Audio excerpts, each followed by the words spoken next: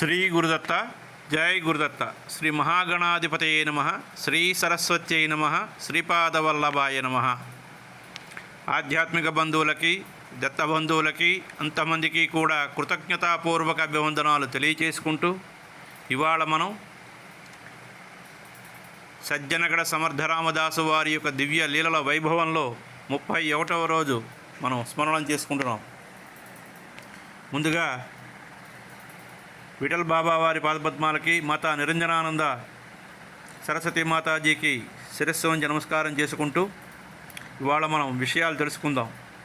ఆంజనేయ స్వామి వారి అనుగ్రహం, పాడలి గ్రామానికి వెళ్ళడం, అలాగే సమర్థ పంచాయతనానికి వృద్ధుల భిక్ష ఇవ్వడం, ఈ విషయాలన్నీ కూడా మనం స్మరణం చేసుకుందాం.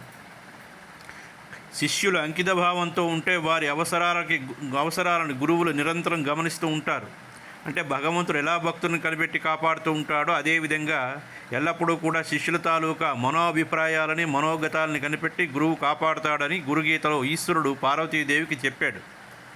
కాబట్టి శిష్యులు ఈ విషయాన్ని తెలుసుకోలేకపోవడం వలన తమకు తోచిన భావాలని, పథకాలని గురువుకు సూచిస్తూ ఉంటారు. సమర్థులైనటువంటి గురువు వాటిని ఒక్కొక్కసారి ఖండిస్తారు, ఒక్కొక్కసారి అనుమతిస్తారు. ఎందుకంటే అనుభవంతో విషయాన్ని శిష్యులే అర్థం చేసుకుంటారని వారి కర్మకి వాళ్ళని విడిచిపెడతారు. అంటే ఇక్కడ ఏమిటి అంటే బాధపడితే కానీ బోధపడదు అని ముందుగా చెప్తారు. విననప్పుడు బాధపడితే కానీ బోధపడదు, అది విషయం. అయితే శిష్యులైన వారు ఒక విషయాన్ని గ్రహించాలి. గురువు నుంచి ఆదేశాలు లభిస్తే ఆచరించడానికి శిష్యుడికి ఆటంకాలు ఎటువంటివి ఉండవు. శిష్యుడిగా సూచించి అనుమతిని పొందితే దాన్ని ఆచరించేటప్పుడు ఆటంకాలు, కష్టాలు ఎదురవుతాయి. ఒక్కొక్కసారి ఆ పని జరగవచ్చు, జరగకపోవచ్చు. కాబట్టి గురువుగారిని మనసారా ప్రార్థిస్తే ఒక్కొక్కసారి ఆగిపోయినటువంటి పని ముందుకు సాగి విజయవంతం కావచ్చు. అదే విషయంలో శిష్యులే తగిన జాగ్రత్తలు తీసుకుని గురువుగారి ఆదేశాలని శిరోధార్యమని పాటించడం శ్రేయస్కరం. కాబట్టి ఇక్కడ ధ్యానముద్ర నుంచి సావధానులైనటువంటి సమయానికి విద్యాసాగరుడు ముకుళిత హస్తాలతో గురుదేవా, దివ్యమైనటువంటి సమర్థరామదాస్ స్వామి వారి లీలలు అమోఘములు, అనిర్వచనీయములు. అటువంటి వారిని తమరు దర్శించి నాకు బోధించడం నా తాలూకా పూర్వజన్మ సుకృతమని తలచి తన్మయుడవుతున్నాను. కాబట్టి మహాత్ముల జీవితమే లీలా జీవితము. వారి తాలూకా ప్రతి కదలిక, ప్రతి యోజన, ప్రతి సంకల్పం కూడా లీలే. వారు సిద్ధపురుషులు, వారికి కావలసినదంటూ ఏదీ లేదు. వారు దేహాతీతులైన వాళ్ళు కాబట్టి ప్రపంచానికి అతీతులు అని అర్థం. వాళ్ళు నిరంతరం లోక కళ్యాణ భావనలు తప్ప వేరే భావనలు వాళ్ళలో ఉండవు. అటువంటి ఉత్తములైనటువంటి జ్ఞానసిద్ధులు ఈ లీలలు చెప్పడానికి ఇద్దరికి కూడా సుకృతమే అని నిత్యానంద స్వామి, విద్యాసాగరుడు ఇద్దరు మాట్లాడుకుంటున్నటువంటి విషయం. అంటే ఇక్కడ సమర్థరామదాస్ స్వామి వారు చాపల్ మఠం నుంచి బయలుదేరి పరళి మఠానికి వెళుతున్నారు. చాలామంది శిష్యులు వారిని అనుసరించారు. 2 జాముల వేళ ఒక గ్రామ సమీపానికి చేరారు. ఆ గ్రామం పేరు పాడలి. శిష్యులంతా అలసిపోయి ఉండడం వలన గురువుగారికి ఒక అభ్యర్థన చేశారు. అయ్యా, ఆ దగ్గరలో ఉన్నటువంటి నదిలో స్నానానుష్ఠానాలు పూర్తి చేసుకుని దగ్గరలో ఉన్న పాడలి గ్రామంలో భిక్ష చేసుకుని తర్వాత ముందుకు పోదాము అని శిష్యుల అభ్యర్థన మనవి చేసుకున్నారు. సమర్థుల వెంటనే ఉండే శిష్యులు వాళ్ళ అవసరాలను పూర్తిగా చక్కగా తెలుసుకుని అడవిలోనైనా శిష్యులు కడుపు నింపగలిగినటువంటి సమర్థులు వారు.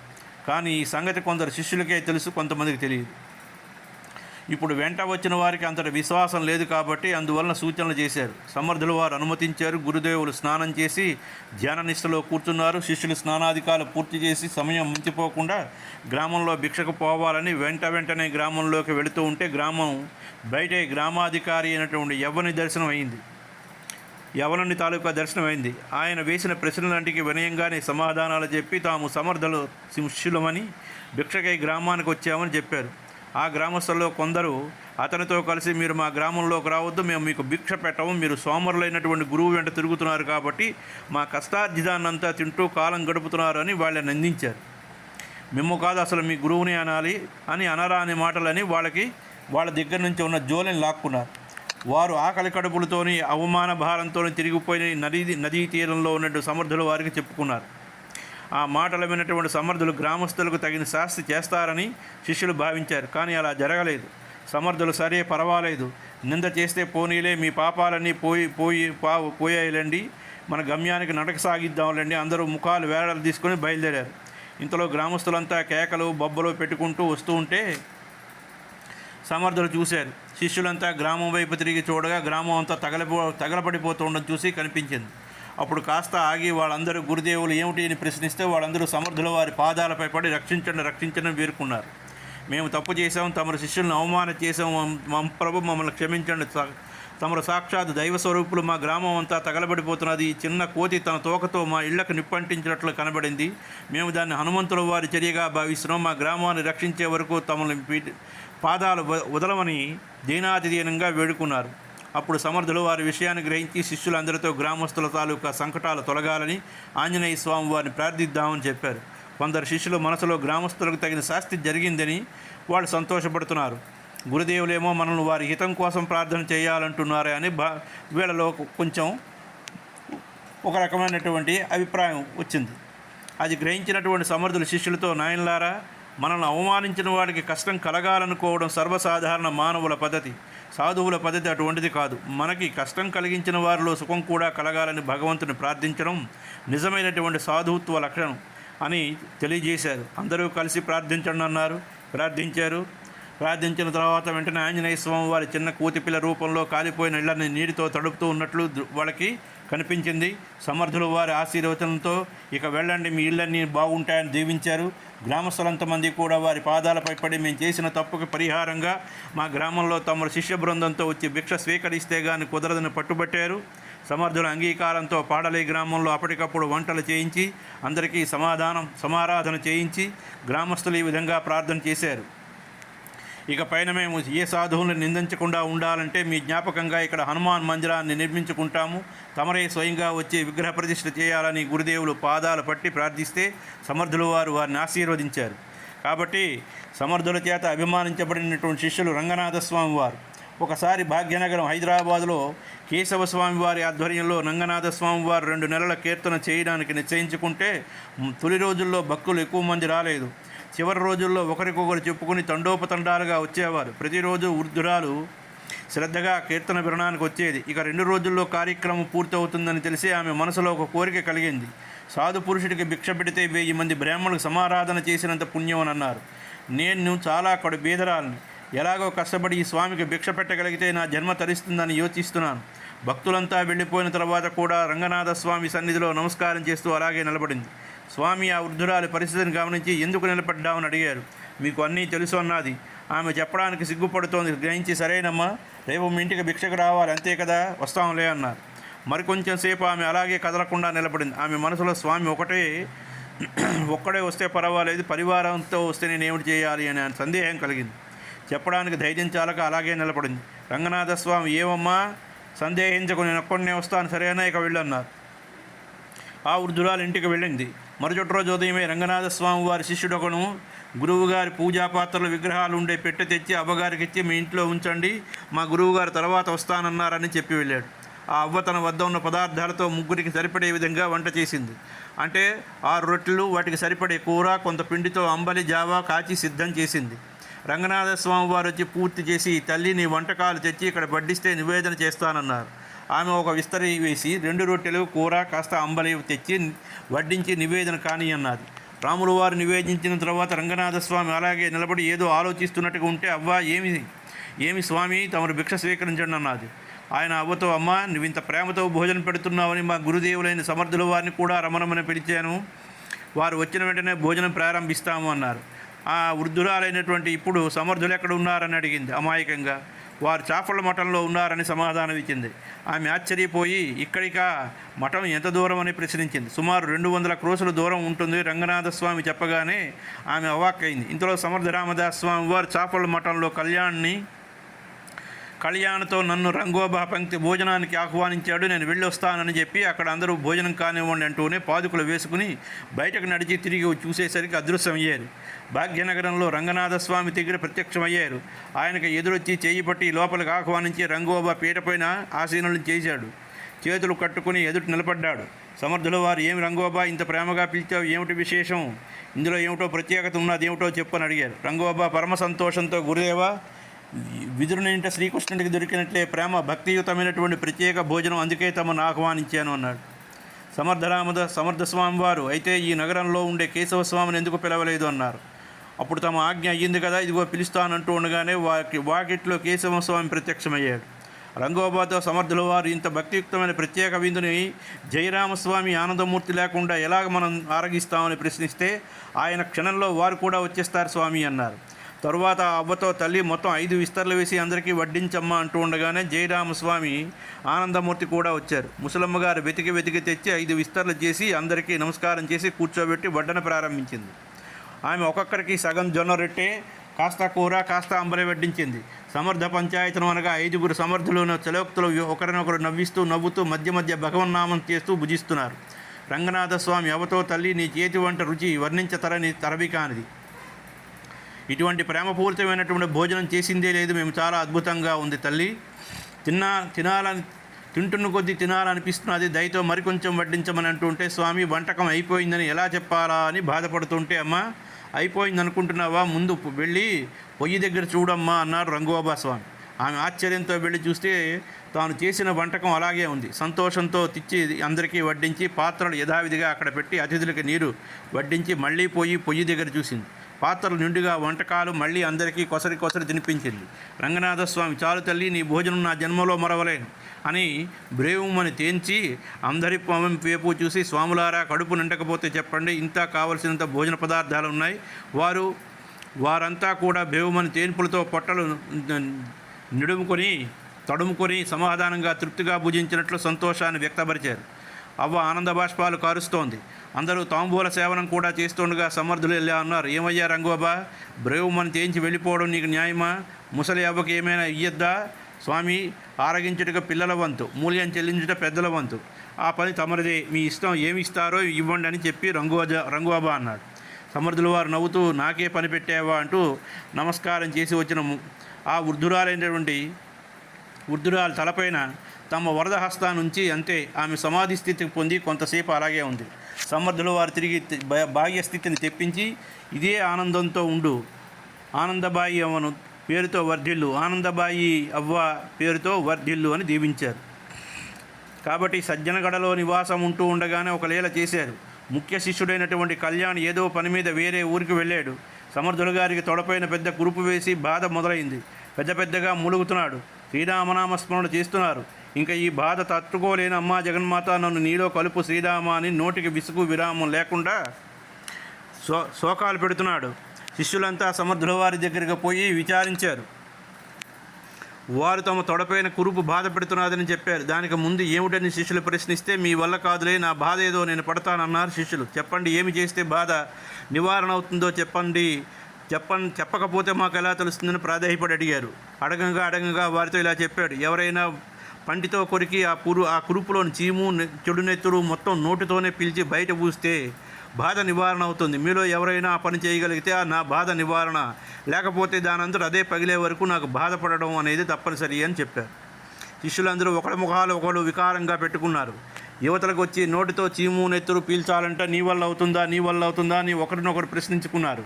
అందులోంచి ఒకరు నీ వల్ల అవుతుందా అని ఎదుటివారిని ఎందుకు అడుగుతున్నావు, ఆ పని నువ్వే చేయవచ్చును కదా అనుకుంటున్నాను. అబ్బో నేను చెప్పేవే నా వల్ల కాదు, నీవు అని ఒకడి మొహం చూసి ఒకడి మొహం చూసి ఇలా మాట్లాడుకుంటున్నారు. ఇలా మాట్లాడుకునే సమయంలో శిష్యుల్లో ఒకరు అన్నారు, ఈ సమయానికి కళ్యాణం ఉన్నట్లయితే ఎలాగో ఒకలా సేవ చేసేవాడు, ఆయన లేడు, ఉద్ధవుడేమో అంతకన్నా దూరంలో ఉన్నాడు, ఏం చెయ్యాలి అన్నాడు. శివాజీ మహారాజు గారు కౌరు పెడితే మంచిదేమో, ఆయన వైద్యుడి కన్నా ఏర్పాటు చేస్తారు. సరే, ఈరోజు కళ్యాణం వస్తే సరే ఉంది, లేకపోతే రాజావారికి చెప్పి ఏర్పాట్లు చేయిద్దామని నిర్ధారించుకుని ఎవరి పనుల్లో వాళ్ళు ఉన్నారు. ఎవరో పిలిచినట్లు కళ్యాణ్ స్వామి వచ్చేశాడు. శిష్యులందరూ అమ్మయ్య వచ్చేసావా అన్నారు. ఏమైందని విచారించి విషయం తెలుసుకున్నాడు. వింటూనే కాళ్ళు కడుక్కుని గురుదేవులు గదిలోకి వెళ్ళేసరికి అతను వెనకాలే కొంతమంది అనుసరించారు. కళ్యాణ్ గురుదేవులు బాధను తప్పక నివారణ చేయగలడని వాళ్ళంతమందికి మంచి నమ్మకం ఉంది. అందుకే ఏమిటి చేస్తాడో చూద్దామని అనుసరించారు. కళ్యాణ్ లోపలికి పోతూనే గురుదేవులకు నమస్కారం చేసి గురుదేవ్ ఏమిటైందని అడుగు పెడుతూ ఉండగానే సమర్థుల వారు పెద్దగా, వచ్చావా కళ్యాణ్, నువ్వు వచ్చేదాకా నేను ఉండను అనుకున్నాను రా, ఇంతమంది ఉండి ఏం ప్రయోజనం, నా బాధకి నన్నే వదిలేశారు అంటూ పెద్దగా ఏడుస్తున్నట్లు ఏడిచేసరికి గురుదేవ ఇప్పుడేం చేయాలో చెప్పండి కళ్యాణ్, క్షణంలో మీ బాధ దూరం చేస్తానన్నాడు. ఏడుస్తూనే సమర్థులు, ఇదిగో ఇక్కడ తొడ లోపల వైపు చూపిస్తే ఇక్కడ కురుపు, అయ్యో బాధ విపరీతంగా తట్టుకోలేకపోతున్నాను. చురుకులు పోట్లు. దీనిని పంటితో కొరికి దానిలోని చీము నెత్తురంతా నోటితో పీల్చి బయట ఉమ్మాలి.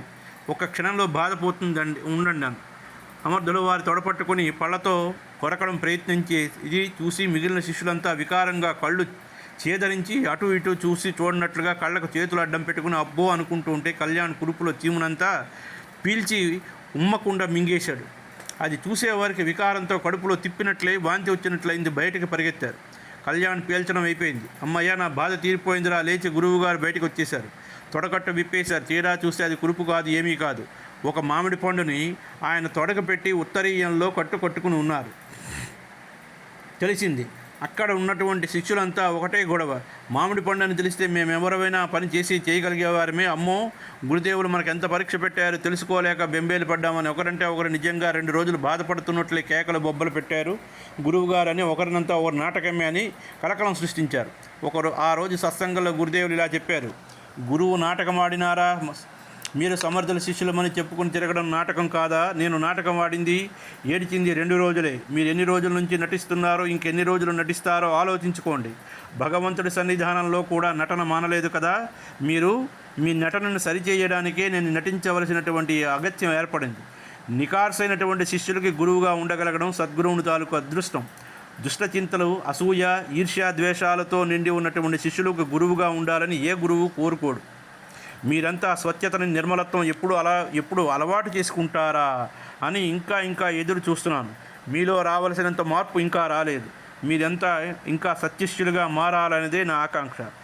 అదే కాకుండా దైవం తాలూకు ఆకాంక్ష కూడా. మంత్రానుష్ఠానము, నియమనిష్టలు, శారీరక మానసిక దృఢత్వము, సత్సాహవనము, మనోజయము, ఆశ్రమ నియమపాలనము, ఆహార నియమాలు ఇవన్నీ సాధించగలిగినప్పుడే మీరంతా ఎవరికి వారి పరిపూర్ణత సాధించినట్టు. మీ అందరి యొక్క బాధ్యత అప్పుడు నాపై ఉంటుంది. ఇది తర్వాత శ్రీరాముల వారికి అప్పగించబడుతుంది. కాబట్టి మీరందరూ స్వచ్ఛమైనటువంటి జీవన విధానాన్ని అలవాటు చేసుకోండి. ఒకరినొకరిని ప్రేమించుకోండి, సహాయం అందించుకోండి, కానీ విమర్శ చేయకండి, ద్వేషించుకోకండి అని బోధించారు. కాబట్టి సమర్థులైన సద్గురువులు శ్రీరామదాస్ స్వామి సర్వజ్ఞులు వారి వద్దకు వచ్చే శిష్యుల తాలూకా మనోభావాలన్నీ తెలిసి ముందుగానే పసిగట్టి వారిలో పరివర్తన తీసుకురావడానికి ప్రయత్నం చేసి వారికి హితబోధ చేశారు. కాబట్టి రంగనాథస్వామి కాకుండా రంగోబా గోసావి అనే ఒక ఆయన సమర్థులు వారు రచించినటువంటి అభంగాలు, స్తోత్రాలు అన్నీ మధురమైనటువంటి కంఠస్వరంతో సంకీర్తన చేస్తూ సమర్థుల వారి వద్ద దీక్షను పొందాడు. పురాణాలు, కథాగానాలు చక్కగా చేస్తూ ఉంటే సమర్థుల వారు కూడా తన్మయులయ్యేవారు. ఆయన ఒక్కొక్కప్పుడు ఆశ్రమం విడిచి వెళ్ళిపోవడానికి పదార్థాలు తిరిగి వస్తూ ఉండేవారు.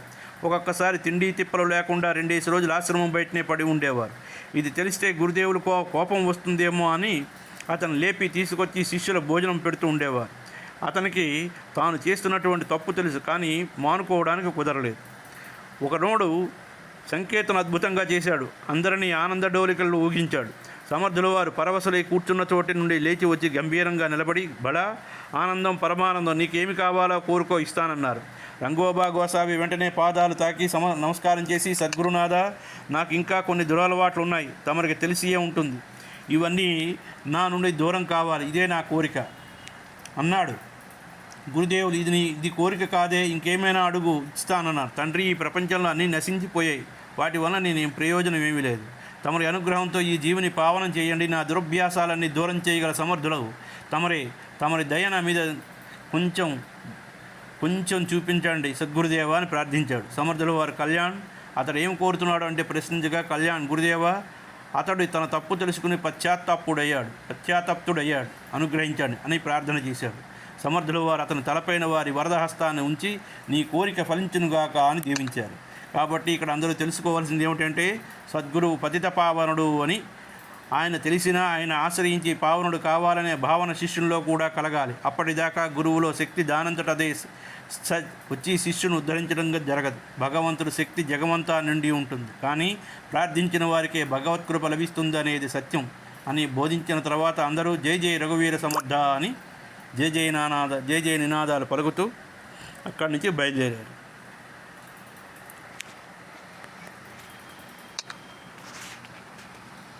ఇక్కడికి సమాప్తం, సంపూర్ణం.